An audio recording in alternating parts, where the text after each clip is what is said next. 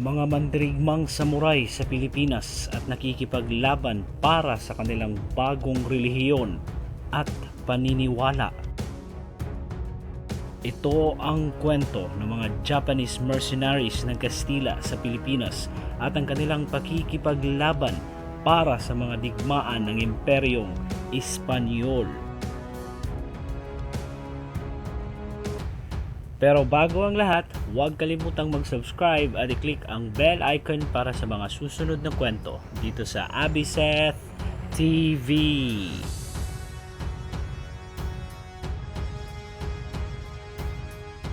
Ang mga samurai ay kilalang matatapang at walang inaatrasang laban. Ito ay walang takot na umaatake sa harap ng maraming kalaban at handa nang mamatay sa kahit anong paraan.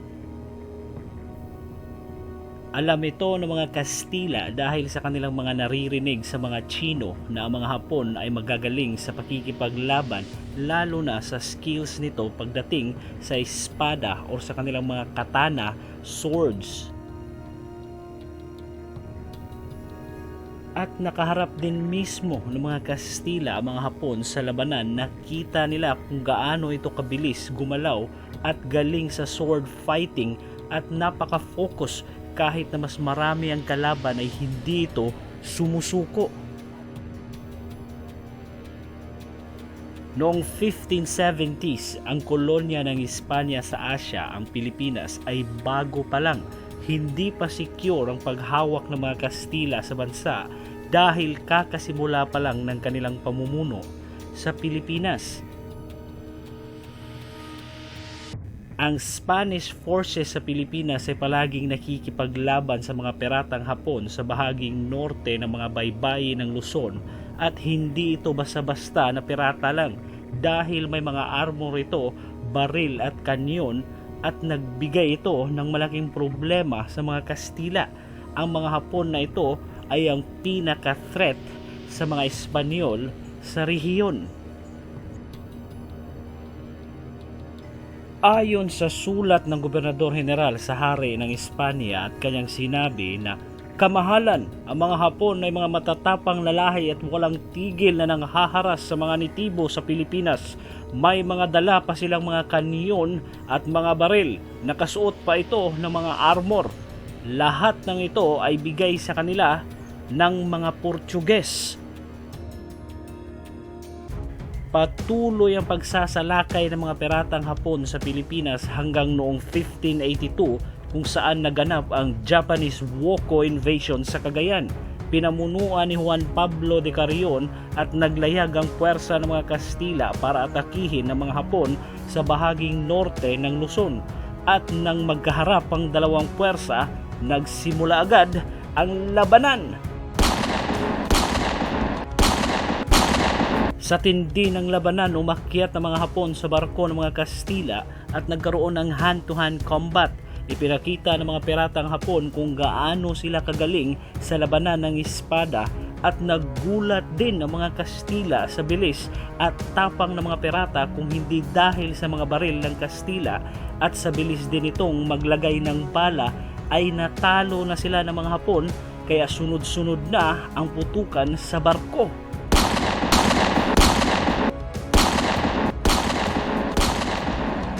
Nagtalunan ng mga Hapon sa galyon ng mga Kastila at lumangoy palayo ang mga ito papuntang dalampasigan habang ang iba nilang kasamahan ay nalunod sa dagat dahil sa mga suot nitong armor. Pagkatapos ay pumasok sa ilog ng Cagayan ang mga ito at nagtayo ng fortifikasyon doon para sa kanilang proteksyon. Makalipas ang ilang araw, sinundan ito ng mga Kastila, dala ang kanilang mga kanyon at naghukay malapit sa kuta ng mga pirata at sinimulang bombahin ang kanilang kanyon ng kuta ng mga kalaban. Sumalakay naman ang mga Hapon pero natalo sila dahil sa superior firepower ng mga Kastila.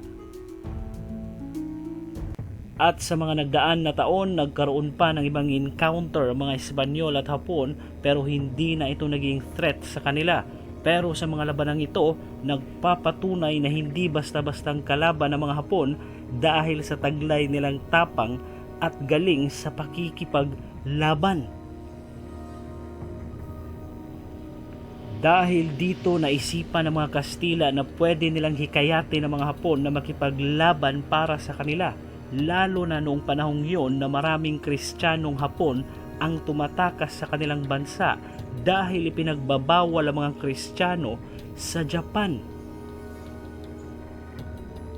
Kaya nagsimulang mag-recruit ang mga Espanyol ng mga samurai warriors para makipaglaban sa kanila at binigyan ng lugar sa Maynila ang mga Hapon ng mga Kastila ang Dilaw, isang komunidad na para sa mga Kristiyanong Hapon na umalis sa kanilang bansa at lumipat sa Pilipinas.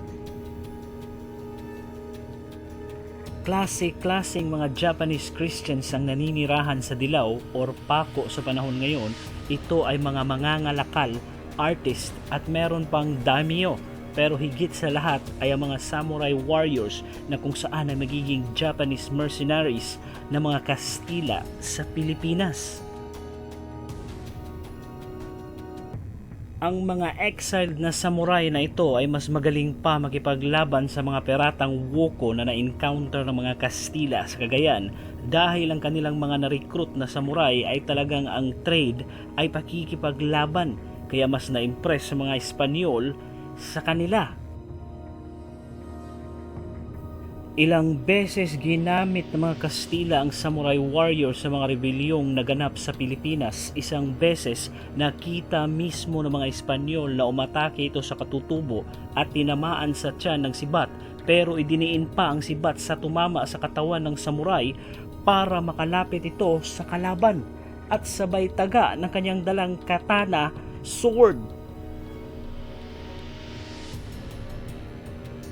Noong 1595, dinala rin ng mga Kastila ang kanilang Japanese mercenaries sa Cambodia para sakupin ang bansang ito, pero hindi sila nagtagumpay sa kanilang ekspedisyon sa Cambodia. Noong 1600s, umatake ang mga Dutch sa Pilipinas para sakupin ito sa pamumuno ni Oliver van Noort. Binarikada ng mga Dutch ang entrance ng Manila Bay, habang ang mga Kastila naman ay umatake kaagad sa mga kalaban kasama ang mga Japanese mercenaries nila sakay sa barkong San Diego sa pamumuno ni Antonio de Morga. At nang magpang-abot ang dalawang puwersa sa dagat, nagsimula agad ang labanan. Nagdulot agad ng pinsala sa mga barko ng Dutch ang kanyo ng mga Kastila at nang maglapit ng dalawang barko, nagtalunan naman ng mga Hapon sa barko ng mga Dutch at sinalakay ang mga crew sa barko ng kalaban.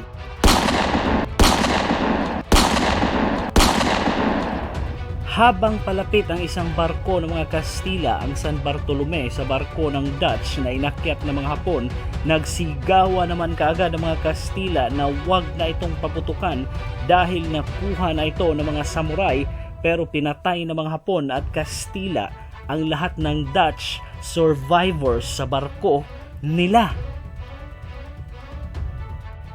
Habang lumubog naman ng flagship ni De Morga ang San Diego dahil sa dami ng tama nito, pero nanalo pa rin ang mga Kastila sa labanang ito at sa tulong ng kanilang Japanese mercenaries na paalis nila ang mga Dutch at naglayag palayo sa Pilipinas.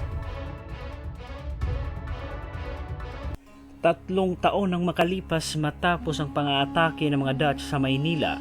Noong 1603, 3 opisyal ng mga kinatawan ng Imperyong China ang dumating sa Maynila kasama ang maraming barko nila at sinabi nila sa Gobernador General ng Pilipinas na hinahanap nila ang bundok na puno ng ginto. Nagduda kaagad ang mga Espanyol sa pahayag na ito ng mga Chino. Hinala nila na may planong pananakop na mangyayari sa Maynila ang mga Chino. Lalo na noong panahong yun ay mas marami ang mga Chinong naninirahan sa Maynila kesa sa mga Kastila. Ang kinakatakot nila na itong mga Chinong nakatira sa Maynila ay makikipagsabwatan sa mga sundalo ng Imperyong China para sakupin ng Pilipinas. Kaya naghanda kaagad ang mga Espanyol at pinalakas sa mga fortifikasyon ng Intramuros at nag-imbak ng maraming pagkain sa loob nito. Sinabihan naman nila kaagad ang kanilang mga mersenaryong Hapon na maghanda sa anumang mangyari. Noong October 4, 1603, alas 11 ng gabi, nag-aklas sa mga Tsino sa Parian na malapit sa Intramuros at pinamumunuan ni Juan Untay na isa ring Katolikong Tsino sa Maynila, at binarikada ng mga Tsino ang Parian para hindi sila mapasok. Kaya ipinadala ng mga Kastila si Kapitan Sargento Mayor Cristobal de Azcueta at 100 Espanyol na sundalo at ang mga samurai warriors kasama na ang ilang libong nitibong Pilipino para tapusin ang pag-aaklas ng mga Tsino. Natalo ng mga Kastila ang Tsino sa kanilang pag-aaklas sa tulong ng mga Japanese mercenaries at ilang libong nitibong Pilipino na nagkaisang makipaglaban sa mga Tsino sa panahong iyon. 20,000 Tsino ang minasaker sa Maynila na kilala na ngayon sa kasaysayan, ang Sangli Revolt. Sa kabila ng matagal na serbisyo ng mga Hapon sa mga Kastila at pagpapakita ng loyalty nito sa kanila, ay nagkaroon pa rin ng takot at pangamba mga Kastila sa mga Hapon.